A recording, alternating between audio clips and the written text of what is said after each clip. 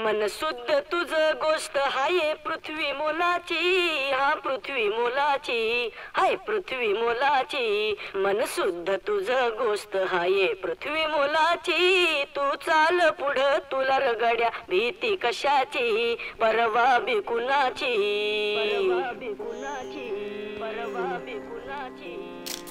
नमस्कार मित्रांनो, आज आपण अशा एका व्यक्तीचा जीवनपट बघणार आहोत ज्याने आपल्या कारकिर्दीतील अनेक वर्ष आपल्या कुटुंबासाठी तर दिलीच, पण त्याहीपेक्षा जास्त समाजासाठी निस्वार्थपणे खर्च केले.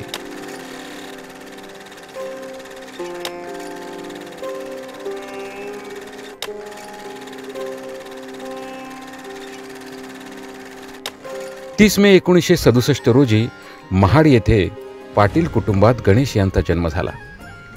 लहानपणापासूनच घरची परिस्थिती गरिबीची असल्याकारणाने घरी आई वडिलांना मदत करत मिळेल ते काम करत 9वी पर्यंतचं शिक्षण यांनी पूर्ण केलं.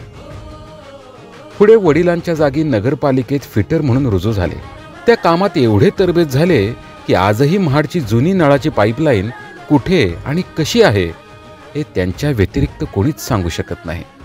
ज्ञानार्जनाची हौस आणि जिज्ञासू वृत्ती याच गुणांमुळे गणेश यांनी पुढे टायपिंग व कम्प्युटर शिकून पाणीपट्टी घरपट्टी वसुली विभागावर पदोन्नती मिळवली. गवळाळीमधलं राहतं घर सोडून स्वतःचं छोटंसं घर कोटाळी येथे घेतलं. त्यामुळे रोज जाता येता ग्रामदैवत जागमाता देवीचं दर्शन व्हायचं. असंच एकदा दर्शन घेताना त्यांच्या मनात विचार आला की देवीच्या पाषाणरूपी स्थानावर मुखवटा बसवला तर. आणि त्यांच्या या विचाराला मंदिर प्रशासन आणि वीरेश्वर देवस्थान यांनी सहमती दर्शवत या कल्पनेला वास्तवात आणले.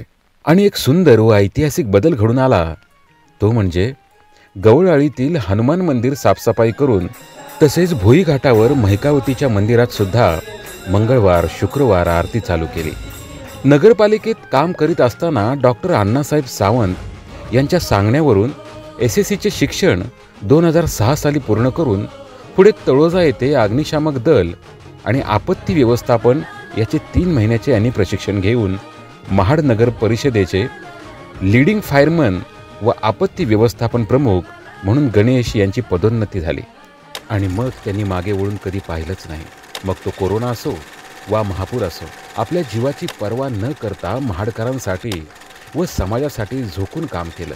कुठे आग लागू दे, दरड कोसळू दे, तारीक गार्डन बिल्डिंग दुर्घटना, आंबेनळी घाट दुर्घटना, जागोजागी लागलेले वणवे असो, जेवढ्या मोठ्या प्रमाणावरच्या दुर्घटना झाल्या त्यात त्यांनी स्वतःचं अस्तित्व विसरून काम केलं. बरेचदा त्यांनी केलेल्या कामाचं श्रेय खूप जण घेऊन गेले, पण त्याची पर्वा न करता आयुष्यभर काम करत राहिले आणि काम करत आहेत. बाकी सगळ्या कलाकसुरीत ते अगदी उपजतच माहीर आहेत. अगदी जेवण असो, लाईट फिटिंग, नळ फिटिंग, गॅस रिपेरिंग आणि बरंच काही.